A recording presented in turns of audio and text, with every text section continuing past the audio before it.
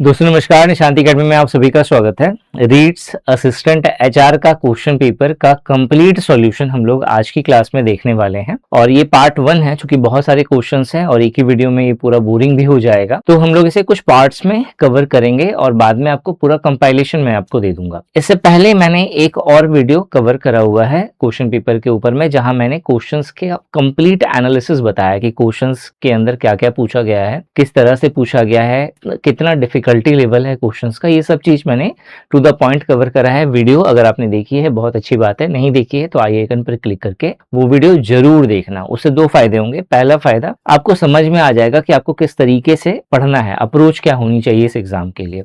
और दूसरा जो फायदा होने वाला है वो ये कि इस क्वेश्चन पेपर को सॉल्व जब मैं करवाऊंगा तो एक इंटरेस्ट आ जाएगा कि भाई इस तरह के क्वेश्चंस आए हैं, एक बार देखते हैं सर किस तरीके से इस क्वेश्चंस को कवर कर रहे हैं। तो स्टार्ट करते हैं। अभी हम लोग इंग्लिश के क्वेश्चंस पे हैं। और हाँ, एक और बात, ये जूनियर असिस्टेंट एचआर का प्रीवियस ईयर क्वेश्चन पेपर है, 2023 में हो रखा है।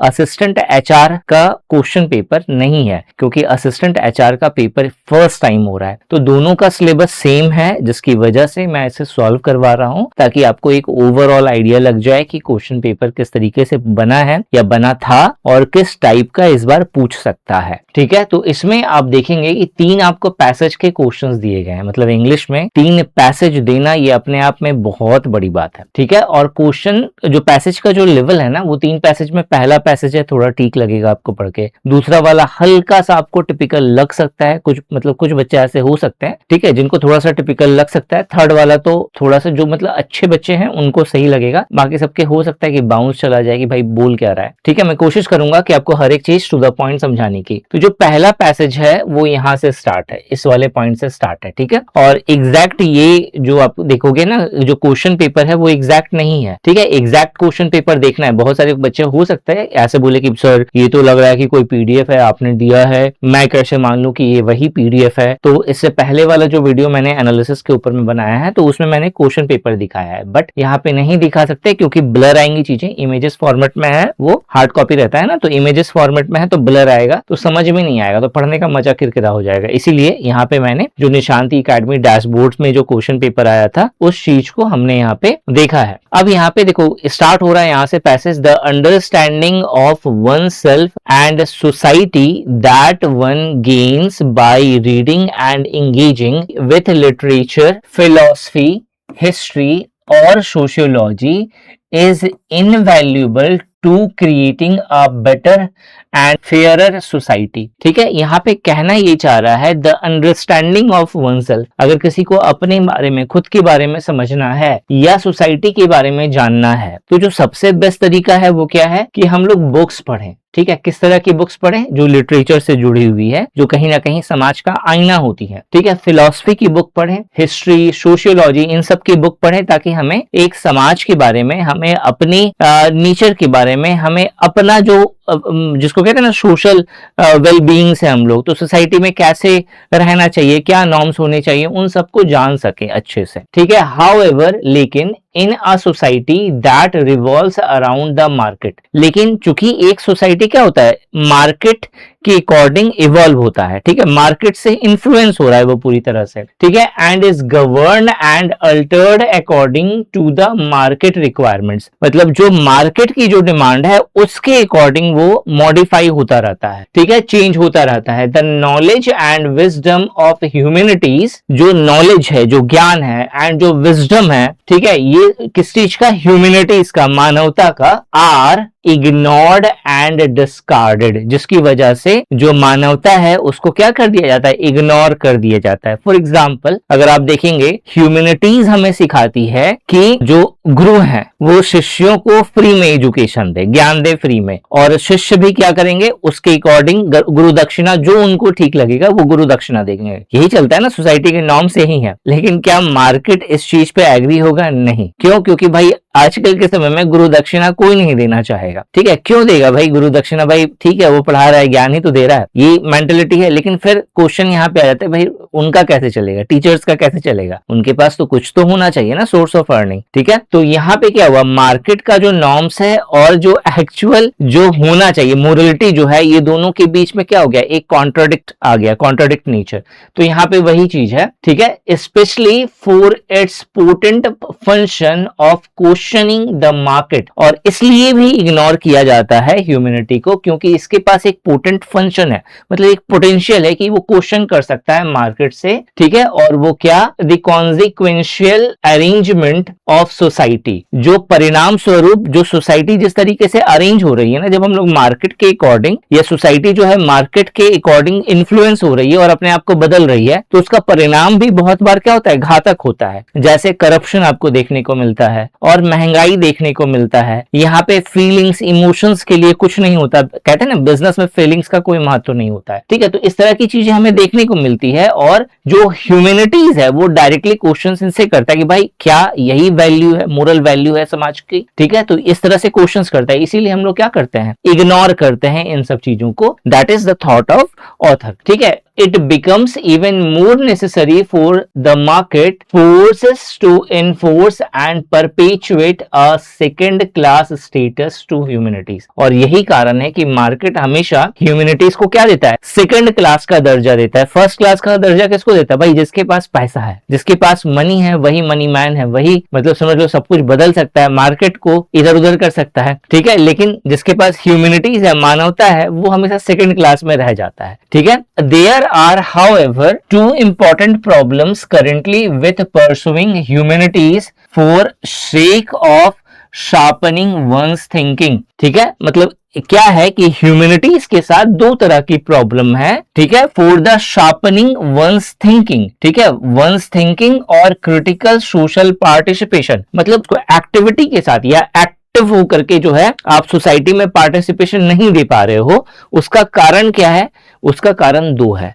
पहला कारण क्या है, one is the dearth of quality institutions, मतलब बहुत ही रेयर है। डर्थ का मतलब क्या हो गया, कमी होना। क्वालिटी इंस्टीट्यूशंस का मतलब तुम आप देखो, पूरे अगर देख लेंगे इंस्टीट्यूशंस में हिस्ट्री पढ़ाने वाला बहुत कम लोग हैं। आप बोलोगे सर यूट्यूब पे भरे पड़े हैं, यूट्यूब पे भरे पड़े हैं बात अलग है, ठीक है। लेकिन अगर देखा जाए कि सीए में लोग ज्यादा इंटरेस्टेड है या ह्यूमैनिटीज में लोग ज्यादा इंटरेस्टेड है, आप बोलोगे नहीं सर सीए पहला ऑप्शन होता है। अगर कोई पढ़ने में तेज है ना तो बोलेगा नहीं मेरे को तो सीए करना है, मेरे को ह्यूमैनिटीज लेकर के नहीं पढ़ना, क्यों, क्योंकि उसमें पैसा कम है, ठीक है। हो सकता है ना इस तरह की सोच हो सकती है। तो one is the dearth of quality institution, quality institutions नहीं है। टू, जो सेकंड कॉज है वो क्या है, is the lack of privilege for the majority to be able to pursue something that is economically not feasible। मतलब एक privilege है, मतलब प्रिविलेज की कमी है यहाँ पे। किस चीज की कमी है, प्रिविलेज की। किस तरह की प्रिविलेज की, कि जो मेजोरिटी ऑफ जो पीपल है वो हमेशा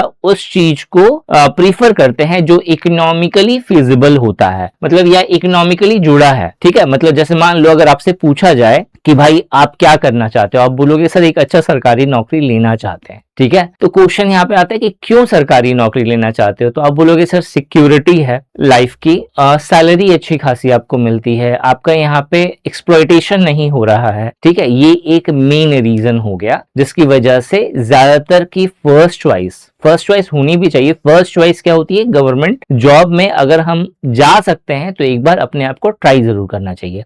अब ये नहीं कि कसम खा करके बैठ गए कि 40-50 साल के जब तक हो नहीं जाते लेंगे तो गवर्नमेंट जॉब है, नहीं। एक दो बार ट्राई कर लिया, 1-2 साल अच्छे से डेडिकेशन के साथ पढ़ा और ट्राई कर लिया, नहीं हुआ तो लेट इट बी, उसको जाने तो दूसरा कुछ तैयार करते हैं, ठीक है, दूसरा कुछ देखते हैं। ये होना चाहिए एक समझदार का थॉट, ठीक है। यहाँ पे क्या है, दूसरा वाला जो कह रहा है ना कि इकोनॉमिकली जो है वो चीज जुड़ा हुआ नहीं होता ह्यूमैनिटीज के साथ। मतलब अगर आपके माता पिता आपको बोलेंगे भाई पढ़ लिख करके कुछ ऐसा काम करो जिससे पैसे आए, या फिर कुछ ऐसा काम करो जिससे नाम हो, तो आप बोलोगे नहीं मुझे वो काम करना है ना जिससे पैसे आए, ठीक है। नाम तो हम बाद में भी कमा सकते हैं लेकिन पहले पैसा आना चाहिए, क्योंकि फर्स्ट रिक्वायरमेंट ही यही है, ठीक है, तो यहाँ पे वही चीज मेंशन है, specially if securing a livelihood, livelihood मतलब जीविका, जीविका को सिक्योर करना है, is critical for the students family. ठीक है, यहाँ पे कह रहा है invariably the humanities in the few good institutions that they might be tend to become an elitist affair. मतलब बहुत बार क्या होता है ना कि ह्यूमैनिटीज क्या है, बहुत जगहों पे ह्यूमैनिटीज मतलब जो बड़े लोग हैं उनका एक शौक होता है कि हमें ह्यूमैनिटीज लेकर के पढ़ना है। आप अगर आजकल के समय में देखोगे ना, जैसे जो आपका ह्यूमन रिसोर्स हो गया, ठीक है, ह्यूमन रिसोर्स लेकर के पढ़ने वाले कौन होते हैं, बहुत मतलब मिडिल क्लास फैमिली के लोग नहीं होते, वो लोग होते हैं जो कहीं ना कहीं लगता है कि हाँ भाई सस्टेन है, कर लेते हैं इससे कुछ। ठीक है, आगे आते हैं यहाँ पे, another hindrance for some even with privilege and interest to choosing a degree in the humanities is the seeming lack of choices in careers apart from teaching। मतलब एक और रीजन ये भी है कि जनरली अगर देखा जाए, अगर कोई ह्यूमैनिटीज में डिग्री लेता है तो उसके पास करियर में चॉइसेस कम होते हैं, और जनरली आपको क्या देखने को मिलता है, अगर आपने ह्यूमैनिटीज से पढ़ा है या ग्रेजुएशन करा है तो आप एक टीचर बन सकते हैं ह्यूमैनिटीज के, इससे ज्यादा कुछ नहीं होता। ठीक है, दैट इज मेंशन्ड हियर। ठीक है, अब यहाँ पे आते हैं द ओनस, मतलब जो हमारी रिस्पॉन्सिबिलिटी है, is first on humanities educators to make the public aware of existing possibilities and then on intelligent and courageous humanities student to chart uncharted paths to create new possibilities. मतलब अब अगर देखा जाए तो ह्यूमैनिटीज से जुड़ी हुई दो रिस्पॉन्सिबिलिटीज हैं। पहला रिस्पॉन्सिबिलिटी ह्यूमैनिटीज के टीचर्स के ऊपर में है कि वो ह्यूमैनिटीज से जुड़े हुए जो करियर ऑप्शंस हैं उसको एक्सप्लोर करे सही से, मतलब वो बताएं सही से बच्चों तक कि भाई देखो ह्यूमैनिटीज लेकर के आप पढ़ते हैं ना तो आप इन सब जगहों पे अपना करियर बना सकते हैं। और उन मेरिटोरियस या इंटेलिजेंट स्टूडेंट्स के ऊपर में भी एक रिस्पॉन्सिबिलिटी है जो ह्यूमैनिटीज में नए नए आयाम ढूंढ के ला सकें कि ह्यूमैनिटीज को लेते हैं आप तो इस तरह का नया कुछ आपको एक्सप्लोर करने को मिल सकता है। ठीक है, a society needs poet, artist, philosopher, teachers, writers and historians as much as it needs doctor, engineer, scientist and traders. मतलब जिस तरीके से डॉक्टर, इंजीनियर, साइंटिस्ट, ट्रेडर्स की जरूरत पड़ती है तो उसी तरह से हमें टीचर्स है, राइटर्स है, हिस्टोरियंस है, पोइट्स हैं, फिलोसफर्स हैं, इन सब की जरूरत भी पड़ती है। ठीक है, acceptance of this fact requires both understanding and humility from engineering, science and commerce student. ठीक है, मतलब यहाँ पे क्या है, यहाँ पे एक समझ की जरूरत है। क्या समझ की जरूरत है कि भाई जिस तरीके से बाकी सारे सेक्टर्स हैं उसी तरीके से ये भी सेक्टर्स है, और किसी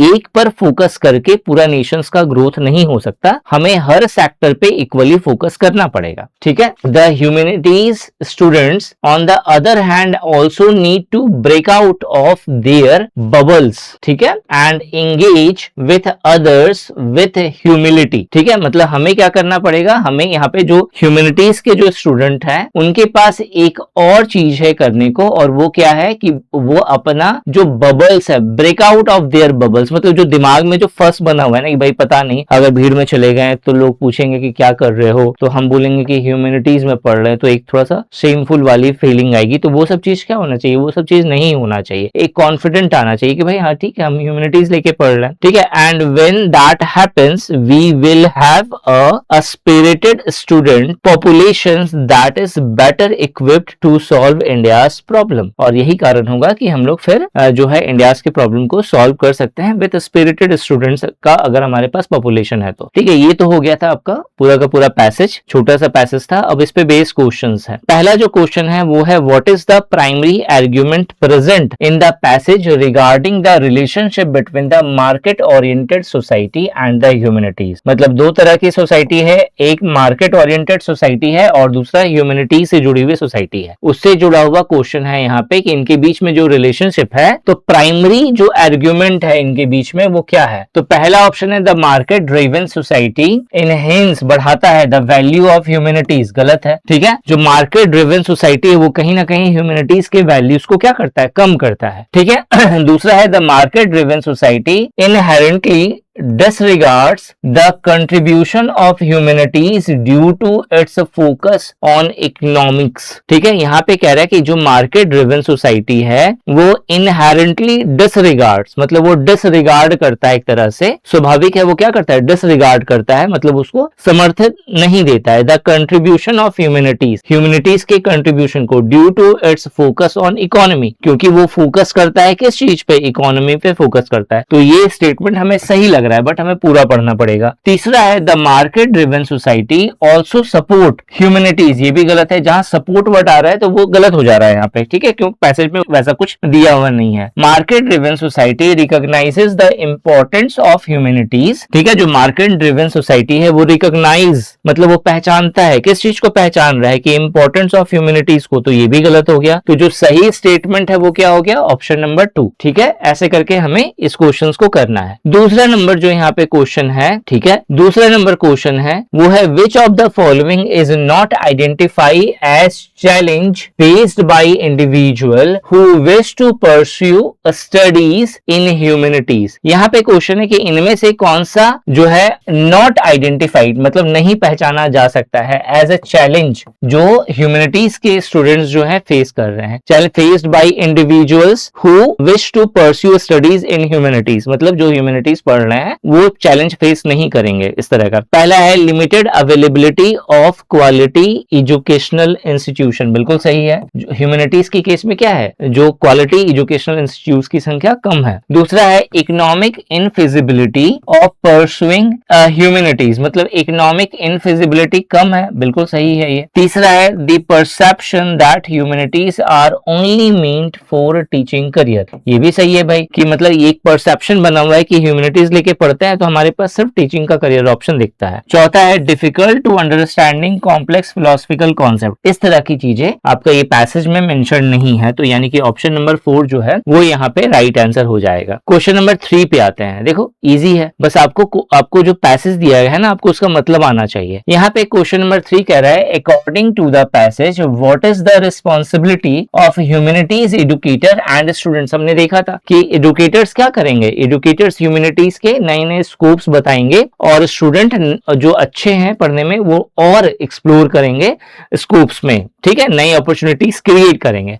मतलब एक अपॉर्चुनिटीज को सही तरीके से बताएगा और दूसरा नए अपॉर्चुनिटीज को क्रिएट करेगा, ठीक है। तो यहाँ पे humanities educators should prioritise teaching philosophy while students engage with other discipline. दूसरा जो है यहाँ पे humanities educators must ensure that humanities students become proficient in teaching, दूसरा वाला भी गलत हो गया। तीसरे वाले पे आए तो humanities educators should make the public aware of career options and students should create new possibilities. तो तीसरा वाला जो है ये यहाँ पे सही हो जाएगा। इसके बाद जो है नेक्स्ट चौथे नंबर के क्वेश्चन पे आते हैं और क्वेश्चन है यहाँ पे which of the following best capture the passage view point on the relationship between the different field of studies with in a society. तो एक सोसाइटी के अंदर अलग अलग जो फील्ड है स्टडीज के, उनके बीच में किस तरीके का पॉइंट ऑफ व्यू रखता है जो राइटर है, उसके बारे में जो है हमें बताना है। तो society thrives when it focuses exclusively on one field of study. देखो एक सोसाइटी को हमेशा सबको लेकर के चलना पड़ता है, तभी जाकर के एक सोसाइटी का सही से विकास होता है। तो हमें इस तरह का कुछ वर्ड ढूंढना है। Acceptance of equal importance of humanities and science requires understanding and humility from students of both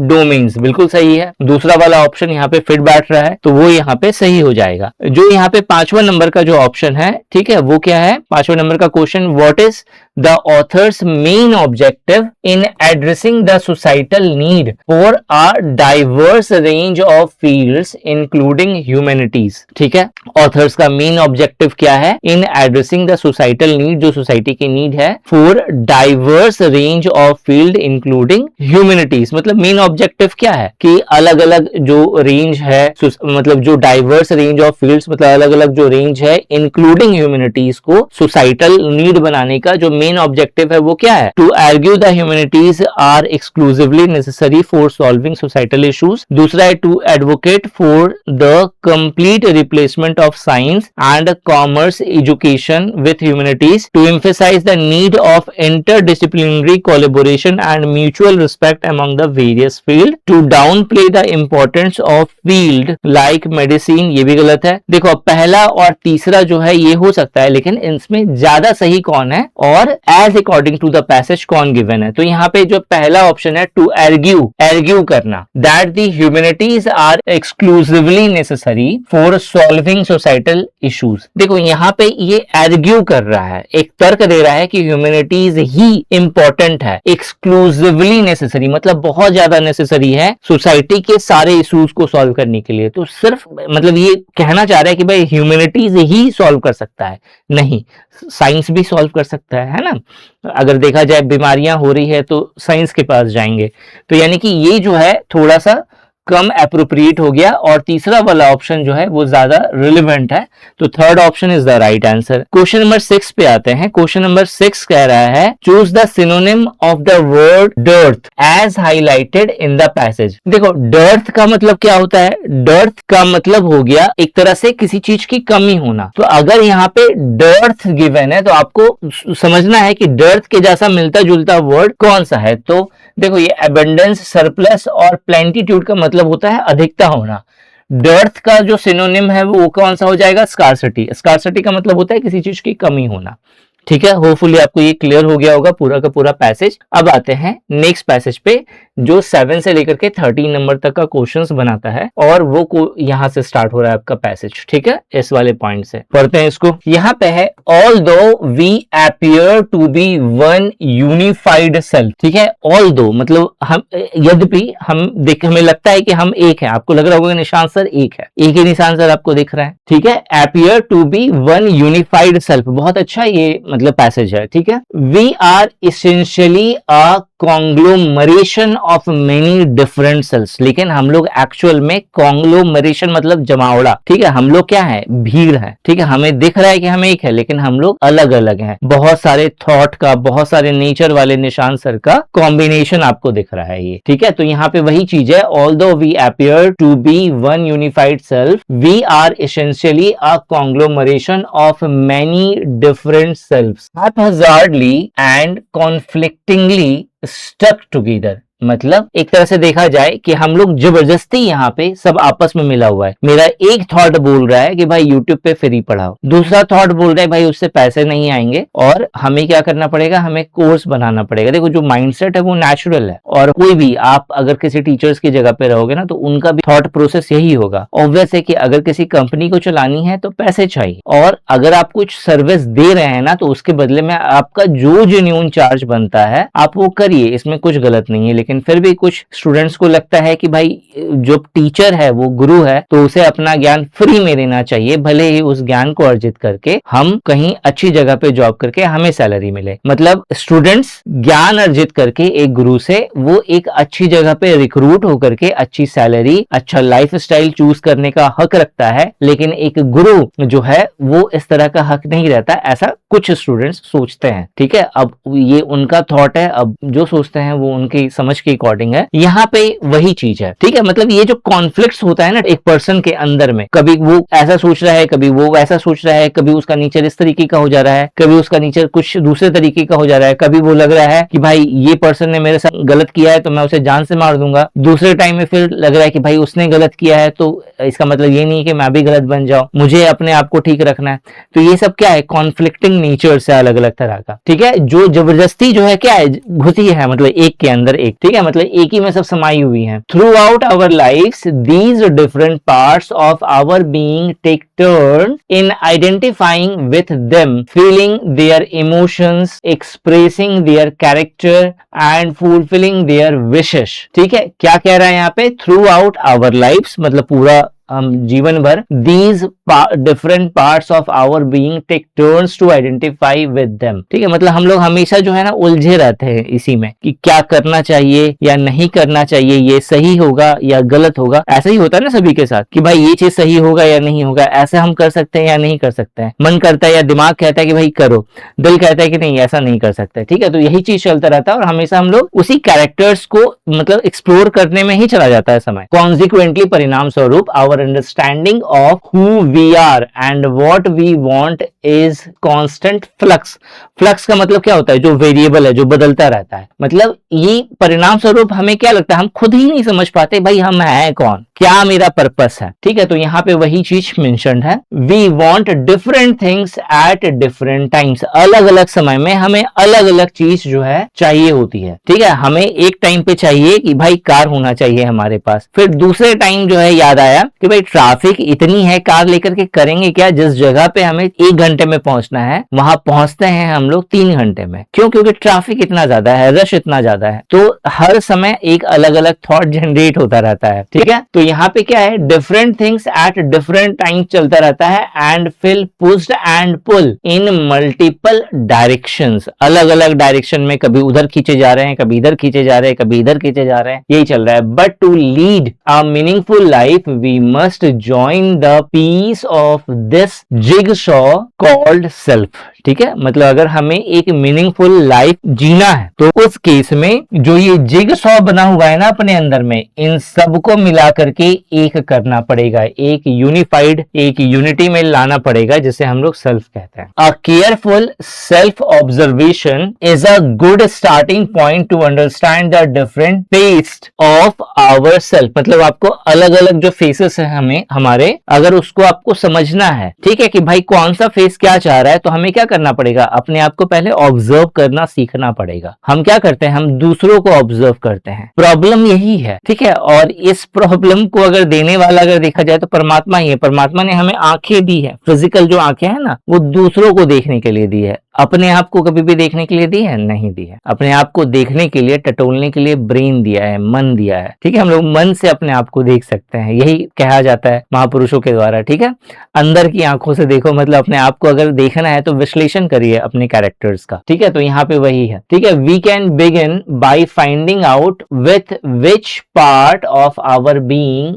the I consciousness has identified in a given moment. मतलब एक पर्टिकुलर मोमेंट में आप कौन से पर्सन है, इस चीज को आइडेंटिफाई करना होगा अपने आप को। ठीक है, मतलब क्या है कि हर एक मोमेंट अपने आप को भी ऑब्जर्व करिए, अपने डिसीजन को ऑब्जर्व करिए, अपने एक्शंस को ऑब्जर्व करिए। ठीक है, लग रहा है मैं फिलॉसफी पढ़ा रहा हूं।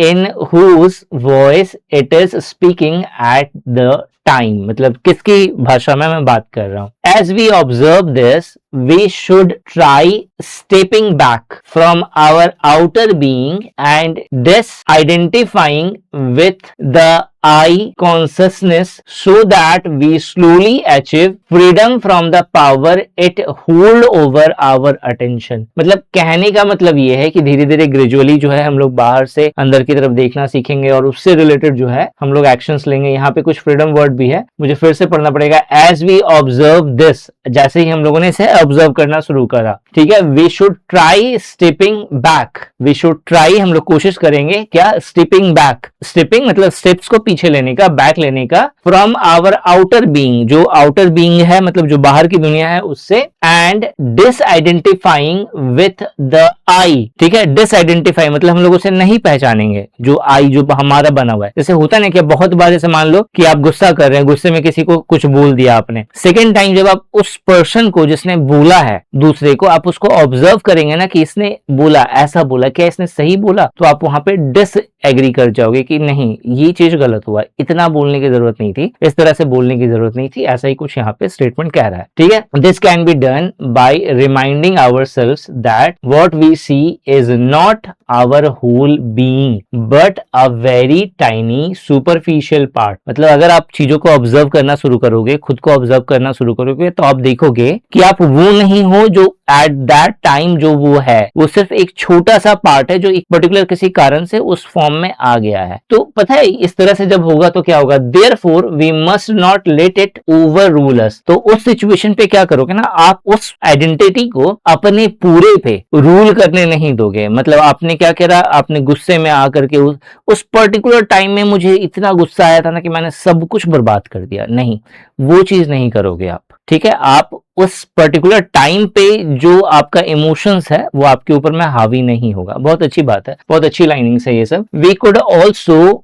Use a visualisation technique. हम लोग चीजों को फिर विजुअलाइज करना शुरू करेंगे। अगर आप ऑब्जर्व कर रहे हैं खुद को तो imagine we are a vast ocean. आप इमेजिन करिए हम लोग क्या है, एक वास्ट ओशियन है। All parts of our outer being represent the surface. ठीक है, जो बाहर से जो दिख रहा है ना, ये क्या है, ये आपका सरफेस है, उस ओशियन का सतह है। ठीक है, where waves are moving in a volatile and forceful manner. जहां पे वेव्स क्या है, मतलब वोलाटाइल, कभी कुछ हो रहा है कभी कुछ हो रहा है, लेकिन जो इनर जो बीनीथ है ओशियन का वो हमेशा ट्रैंक्विल है, हमेशा शांत है। ठीक है, beneath there is a deep and calm water that represent our soul, जो हमारे सोल को रिप्रेजेंट कर रहा है। While holding this image in our consciousness and feeling its vibration, we remind our self repeatedly that we are the soul, not the volatile surface layer. मतलब अगर आपको कोई भी चीज अगर फ्लक्चुएट कर रही है ना, तो आप अगर इस तरह से अगर एनालिसिस करने लगोगे खुद को, तो आप खुद समझ जाओगे कि भाई हम तो सोल हैं। ठीक है, ये एक पर्टिकुलर मूवमेंट है जो मुझे इस तरीके की चीजें दे रहा है। ठीक है, आप उसे कंट्रोल आराम से कर सकोगे। That is the sense of this para. आगे यहाँ पे है as the awareness of the soul develops. देखो क्या है था, पहला पैरा जो था थोड़ा सा छोटा था, ये पैरा थोड़ा सा लंबा है, और इसके बाद वाला इससे भी ज्यादा लंबा है। ठीक है, तो यहाँ पे क्या है, as aware of the soul develops we learn to look at the different parts of our being from an involved perspective.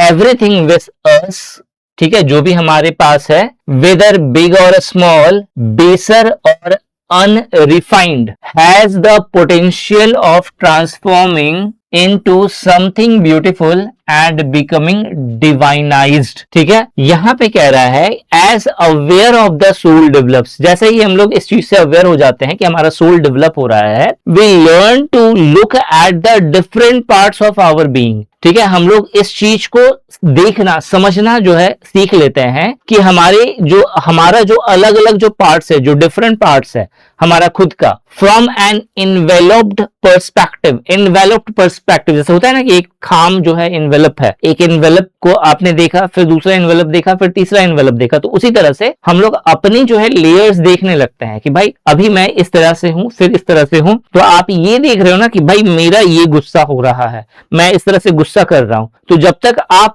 जैसे होता है ना, एक चीज हो गया जो ऑब्सेस्ड हो गया है उससे, तो वो जब हावी हो गया आपके ऊपर में, तो आप कुछ भी कर दोगे। ठीक है, और बाद में रियलाइज करोगे नहीं, ये जो करा ये बहुत गलत हुआ, ये मैं था ही नहीं। ठीक है, तो उस चीज से अच्छा है कि आप उस चीज को ऑब्जर्व कर रहे हो। तो वहां पे क्या है ना कि आप सामने वाले को डांटोगे भी ना या गुस्सा भी करोगे ना, तो एक लिमिट में करोगे, जिससे उसका नुकसान भी ना हो, ना हमारा नुकसान हो, और जो पर्पस था उस गुस्से को करने का वो भी कंप्लीट हो जाए। मतलब एक बैलेंस्ड अप्रोच हर चीज में आ जाएगा। कितना अच्छा होगा अगर इस तरह से हो जाता तो। बट प्रॉब्लम क्या है, यहाँ पे हमारी सिर्फ बाहर की दुनिया को देखने की आंखें हैं, अंदर जो हम हैं, ठीक है, या जिस तरीके से हमारा एक्शन हो रहा है ना, उस चीज को कभी हमने ऑब्जर्व ही नहीं करा। और प्रॉब्लम क्या है, हमें किसी ने बताया ही नहीं इस चीज को कि करना कैसे है। ठीक है, हमारा एजुकेशन सिस्टम में पता है प्रॉब्लम यही है। ठीक है, चल क्या रहा है, मतलब कारण क्या है पता है, एजुकेशन सिस्टम इस तरह से खोखला क्यों है? कारण है कि एक समय था जब हमारे पूर्वज जो है पढ़े लिखे नहीं थे, उन पढ़े लिखे नहीं से हम लोगों ने थोड़ा थोड़ा पढ़ना शुरू करा। तो जो पढ़ा, वो जिस तरीके का एजुकेशन सिस्टम था ना, वो उसने उस तरह की चीजें सिखाई ही नहीं। वो चीज एक गैप क्रिएट होते हुए हमारे तक आया है। ठीक है, अब हम लोग इतना जो है उस चीज से दूर हो गए हैं ना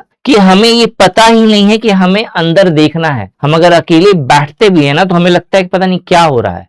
और आप नोटिस करोगे ना, आज ह्यूमन, मैं खुद अपने आप को नोटिस करता हूं, बहुत बार कि यार ऐसा होता है ना कि हर 10-15 मिनट में मुझे फोन पकड़ना ही है, ठीक है। ये क्या है, ये एक हैबिट्स ऐसा बनता जा रहा है ना कि हम लोग एक तरह से स्लेव होते जा रहे हैं, ठीक है। ये चीज गड़बड़ है, ये चीज इसलिए गड़बड़ है कि हमें हमेशा कोई ना कोई चाहिए, चाहे वो कोई आर्टिकल हो, मतलब चाहे वो कोई नॉन लिविंग हो, चाहे वो लिविंग हो, हमें हमेशा कोई चाहिए जो हमारा कंपेनियन हो। ये अच्छी बात है, चाहिए, क्यों? Because we are social animal.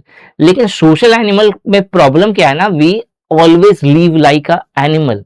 हम लोग को अगर ह्यूमन बनना है ना, तो अपने आप को, अपने खुद को आत्मविश्लेषण करने की जरूरत है कि हम क्या हैं, और वो कोई और नहीं बता सकता, वो हम अपने आप को खुद ही बता सकते हैं। हम अपने कर्मों को, हम कैसा कृत कर रहे हैं, कब क्या सोच रहे हैं, कब क्या गंदी चीजें देख रहे हैं, कब क्या गंदी चीजें छोड़ रहे हैं, मतलब ये सारी चीजें हमें कौन एनालाइज कर रहा है? हम खुद को देख रहे हैं ना।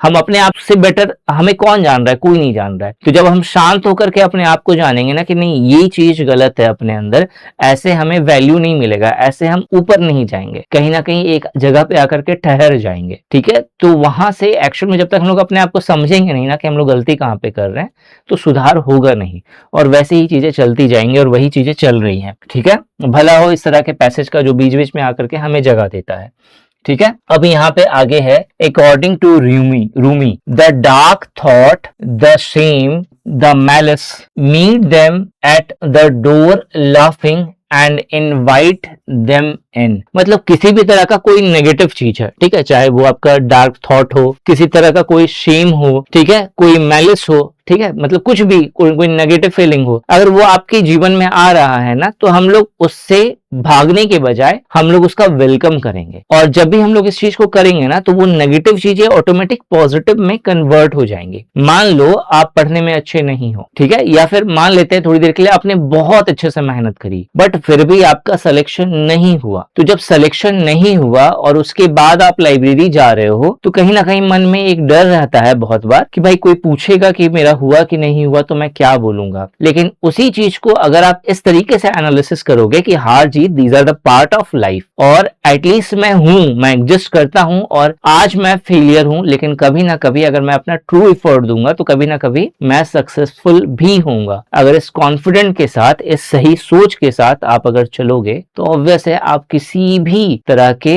जो आंखें होंगी ना, आप उसे फेस कर लोगे, and this is the best part, ठीक है। ये सबसे इंपॉर्टेंट है जो होना चाहिए। लेकिन प्रॉब्लम यही है कि आज की यूथ को ऐसा कोई सिखाने वाला नहीं है, और ऐसा समय भी आ रहा है ना कि अब इसे कोई सिखाता भी है ना, तो उसे लगता है भाई प्रवचन दे रहा है, ज्ञान दे रहा है वो चीज। Be grateful for what ever comes, ठीक है, be grateful what ever comes, जो भी आ रहा है उसके लिए ग्रेटफुल रहो। अच्छा आ रहा है तो भी ठीक है, खराब आ रहा है तो भी कुछ सीखने को ही मिलेगा। Because each has been sent as a guide from beyond, thus we need not look at any part of our persona। और यहाँ पे एक fill in the blanks है, एक्चुअली में इन्होंने दिया है, ठीक है, ये fill in the blanks है। यहाँ पे आपको यहाँ पे क्या भरना है, वो चीज आपको फाइंड आउट करना है। क्या है यहाँ पे, thus इस प्रकार, we need not look, हमें देखने की जरूरत नहीं है, at any part of our persona, ठीक है, जो हमारा persona है उसके किसी भी भाग को कुछ नेगेटिव वे में देखने की जरूरत नहीं कि भाई ये ऐसा मैंने किया था, ये हो गया मेरे साथ, ठीक है, इस तरह की चीजें देखने की जरूरत नहीं है। Our dark side need love, encouragement, ठीक है, जो डार्क साइड है, मतलब जो नेगेटिव पार्ट है, जो आपका कॉन्फिडेंट नहीं है, जो लगता है यार नहीं ये गड़बड़ है मेरे साथ, ठीक है, उस पार्ट को क्या जरूरत है। जैसे आपने देखा होगा बहुत बार आप कॉन्फिडेंट फील करते हैं, बहुत बार डिसकॉन्फिडेंट फील करते हैं। ऐसे लग रहा है मैं फिलॉसफी बता रहा हूं, मैं तो इंग्लिश बता ही नहीं रहा हूं, ठीक है। तो यहाँ पे क्या है ना, बहुत बार क्या होता है कि हमें लगता है यार सब कुछ खत्म हो गया, लेकिन उस सिचुएशन पे हमें बस एक सही गाइडेंस की जरूरत होती है, हमें लव की जरूरत होती है, कोई हमारे साथ सहानुभूति दिखाए, कोई हमें समझे, कोई हमें इंकरेज करे, कोई हमें गाइड करे। एंड द इम्प्लिसिट फेथ, एक unbelievable faith, that they too will transform into something splendid, pure and blissful, जिसकी वजह से जो नेगेटिव चीज भी है वो भी एक बहुत ही स्प्लेंडेड, प्योर और ब्लीसफुल, मतलब आशीर्वाद के रूप में जो है कन्वर्ट हो सकता है। Imagine how wonderful it would be to open ourselves to the darkness within. सोचो कितना अच्छा होगा, imagine how wonderful, मतलब कितना अच्छा होगा. It would be to open ourselves, ठीक है, open ourselves to the darkness within, ठीक है, मतलब हम लोग अपनी आंखें खोल रहे हैं, अपने आप को समझ जा रहे हैं कि क्या है darkness within, मतलब जो darkness हमारे अंदर है, ठीक है, जो अंधेरा हमारे अंदर है उससे हम लोग निकल जा रहे हैं, तो कितना अच्छा होगा. With a big heart, without fear, shame, guilt or self-hatred, welcoming it to speak with to us, we can candidly and empathetically ask that part, why does it continue to be so angry, envious, vengeful, destructive and so much in pain? As we continue to address it with compassion and curiosity, it reveals itself completely and tell us where the pain is. मतलब उसी से मिलता जुलता है, ठीक है. What caused it and how can it be overcome? मतलब यहाँ पे है क्या कि जब हम लोग, मतलब अगर सार निकाला जाए तो मतलब यही है कि जिस समय हम लोग खुद को एनालिसिस करना सीख लेते हैं, जिस समय हम सही गलत का फर्क सीख लेते हैं, जिस समय हमारे पास एक एक्चुअल में जो रीजनिंग पावर आ जाती है, उस समय सब कुछ बदल जाता है. Subsequently, this dark and difficult part gives up all resistance, inertia and open itself to the possibilities of change, growth and unification. What follow is completely integration and alignment of the different parts of our being into a harmonious, luminous, truthful and meaningful whole. ठीक है, मतलब passage तो आपको समझ में आ ही गया होगा कि क्या है. अब डायरेक्ट क्वेश्चन पे आते हैं. What does the author intend to convey with the phrase in constant flux? मतलब कांस्टेंट मतलब लगातार आने वाला, फ्लक्स मतलब जो वेरी कर रहा है, तो लगातार बदलने वाला, ठीक है. प्रोन, देखो यहाँ पे प्रोन टू स्टेबिलिटी है. स्टेबिलिटी का मतलब क्या होता है, मतलब जो स्थिरता है. प्रोन टू स्टेबिलिटी मतलब उससे झुकाव है उसकी तरफ, ठीक है, तो ये तो होगा नहीं, मतलब ये स्थिरता बता रहा है. दूसरा है रेसिस्टेंट टू वोलाटाइल, ठीक है, वोलाटाइल का रेसिस्टेंट, तो एक तरह से ये भी क्या दिखा रहा है, स्थिरता को ही दिखा रहा है. रेसिस्टेंट मतलब रोकना, वोलाटाइल को रोक रहा है, तो स्थिरता की तरफ दिखा रहा है. और फ्लक्स का मतलब क्या हो रहा है, जो बदल रहा है, चेंज हो रहा है, ठीक है. इनेप्ट टू चेंज मतलब जो चेंज नहीं होना चाहता है, मतलब एक तरह से स्थिर है. तो इसका जो एक्चुअल मतलब हो गया वो क्या हो गया, एप्ट टू फ्लक्चुएट, मतलब जो बार बार क्या हो रहा है, फ्लक्चुएट हो रहा है, ठीक है. इसके बाद नेक्स्ट क्वेश्चन पे आते हैं. नेक्स्ट नंबर का क्वेश्चन है question number 8. Which of the following suggest the most suitable title of the passage of the given passage? ठीक है, जो पैसेज है उसका मोस्ट सुटेबल टाइटल क्या होगा? तो देखो, visualisation open the door to inner strength, मतलब जो विजुअलाइजेशन है, जब हम विजुअलाइज कर रहे हैं, ठीक है, तो वो इनर स्ट्रेंथ का डोर को ओपन कर देता है. मतलब ठीक है, वो बता रहा है कि हाँ भाई इससे मिलता जुलता है, लेकिन एग्जैक्टली पूरा जो पैसेज है आपका उसको रिफर नहीं कर रहा है, एक तरह से रिप्रेजेंट नहीं कर रहा है. दूसरा है drop dogmas to make full use of intellect. Dogmas का मतलब क्या हो गया, जो धारणा है, जो मान्यता है, उसको ड्रॉप आउट कर दो, ऐसा कुछ तो है ही नहीं, तो ये तो ऐसे ही गलत हो गया. तीसरा है life gets a meaning if it is lived for others, ऐसा भी कुछ नहीं बोला गया है इसमें, तो ऑब्वियस है. चौथा है all the darkness within, ठीक है, ये तो सेंटेंस भी था, ठीक है, can be divinized and converted into a wholesome self, ठीक है. फोर्थ नंबर ऑप्शन यहाँ पे क्या हो जाएगा, राइट आंसर हो जाएगा. क्वेश्चन नंबर 9 पे आते हैं. क्वेश्चन नंबर यहाँ पे 9 कह रहा है which of the following statement is incorrect in context of the given passage. ठीक है, अब यहाँ पे 3 स्टेटमेंट है और बोला है कि इसमें से कौन सा इनकरेक्ट है, गलत है. तो पहला है we are resistant to stability, क्या हम लोग स्थिरता से रुके हुए रहते हैं, वी आर रेसिस्टेंट रहते हैं, तो जवाब है नहीं. We feel pushed and pulled in multiple direction, ये सही है, ठीक है, यहाँ पे बोला है गलत है, ठीक है. तीसरा है we want different things at the same time, लेकिन यहाँ पे क्या है, we want different thing at different time, ये बोला गया था. तो एक्चुअल में ये तीसरा वाला जो होगा, ये यहाँ पे बोला है स्टेटमेंट इनकरेक्ट है, गलत है. तीसरा वाला इनकरेक्ट है. दूसरा वाला क्या है, we are resistant to stability, जो स्थिरता है उसमें हमेशा एक क्या मिलता है, हमें रेसिस्टेंट मिलता है, रुकावट मिलता है. तो आप यहाँ पे देखो, ये जो स्टेटमेंट है ये भी सही है अगर देखा जाए इस पैसेज के अनुसार. पैसेज में क्या बोला है कि हम लोग हमेशा जो है कुछ ना कुछ चलता रहता है दिमाग में, ठीक है. तो दूसरा वाला भी सही है, लेकिन तीसरा वाला जो है वो बिल्कुल मैच नहीं कर रहा है तो यहाँ पे जो ओनली 3 है ये यहाँ पे करेक्ट हो जाएगा। ठीक है, इसके बाद नेक्स्ट क्वेश्चन पे आते हैं। नेक्स्ट नंबर का क्वेश्चन है question number 10, which of the following phrases is the correct fit for the given blank. ठीक है, आई, जो आई नंबर का जो ब्लैंक था 1 नंबर वाला यहाँ पे, ठीक है, पर्सोना यहाँ पे जो है क्या भराएगा। ठीक है, यहाँ पे क्या भराएगा, पहला जो ऑप्शन है एज एन असिस्टेंट और कंकरेंस, दूसरा है एज एन एबरेशन और इम्पेडिमेंट।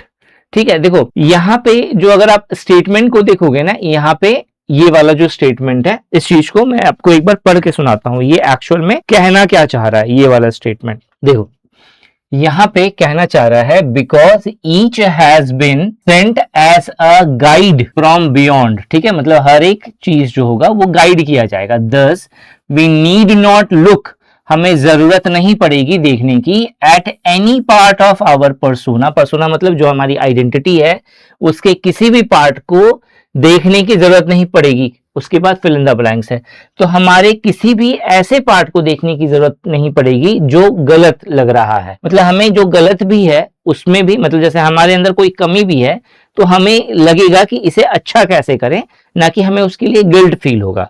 तो इसके अकॉर्डिंग अगर देखोगे तो यहाँ पे जो करेक्ट फिट बैठ रहा है ना, वो बैठ रहा है दूसरा वाला ऑप्शन, एज एन एबरेशन और इम्पेडिमेंट। ठीक है, एबरेशन मतलब जो कि एबनॉर्मल हो एक तरह का। ठीक है, तो ऑप्शन नंबर 2 जो होगा ये यहाँ पे राइट आंसर हो जाएगा।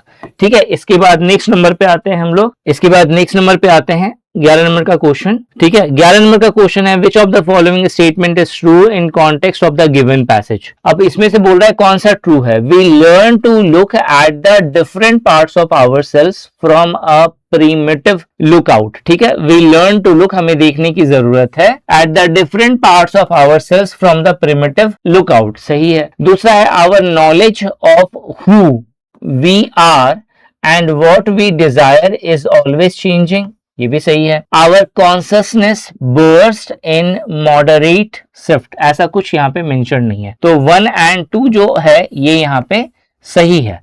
ठीक है, इसके बाद 12 नंबर के क्वेश्चन पे आते हैं। 12 नंबर का क्वेश्चन जो है वो कह रहा है यहाँ पे which of the following word is the most opposite to the haphazardly as highlighted in the given passage. तो अगर आप यहाँ पे देखोगे हैपहजार्डली का मतलब क्या हुआ। ठीक है, हैपहजार्डली का मतलब एक्चुअल में होता है रेंडमली। ठीक है, तो देखो रेंडमली मतलब क्या होता है, हैपहजार्डली देखो एक्चुअल में ऐसा वर्ड हो गया जिसका मतलब होता है ना कि आपने कुछ इंटेंशन, हैपहजार्ड मतलब आपने सोचा नहीं वैसा कुछ हो गया।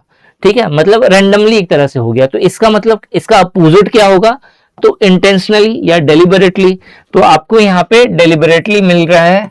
ठीक है, तो ये यहाँ पे क्या हो जाएगा, राइट आंसर हो जाएगा। 13 नंबर का जो क्वेश्चन है उस पे आते हैं। 13 नंबर का जो क्वेश्चन है वो है which of the following methods has been suggested by the author to back off from our outer being. ठीक है, कह रहा है कि कौन सा मेथड है, which of the following method और methods has been suggested by the author, author के द्वारा सजेस्ट किया गया है to back off from our outer being. ठीक है, जो हमारा आउटर बीइंग है उससे बैक ऑफ करने के लिए, तो पहला जो है by letting ourselves understand, letting ourselves understand that a perception of reality is not our whole being but just a small part of it, ये सही है। दूसरा by questioning ourselves as a very big ocean, ठीक है, बहुत बड़े ocean है जिसके सरफेस पे सारी चीजें हो रही है। By letting our whole being as काउंटरमेंट अस, ये तो तीसरा वाला तो गिवन ही नहीं है इस तरह का कुछ, तो पहला और दूसरा तो बोथ 1 एंड 2 ये यहाँ पे राइट आंसर हो जाएगा। ठीक है, तो यहाँ पे 2 पैरा हम लोगों ने आज खत्म करा। इसी तरीके से हम लोग सारे क्वेश्चंस जो हैं पूरा कवर करेंगे रीड्स एग्जाम का। ठीक है, अगर आप इसका सीरियसली प्रिपरेशन कर रहे हो तो चैनल सब्सक्राइब कर लेना।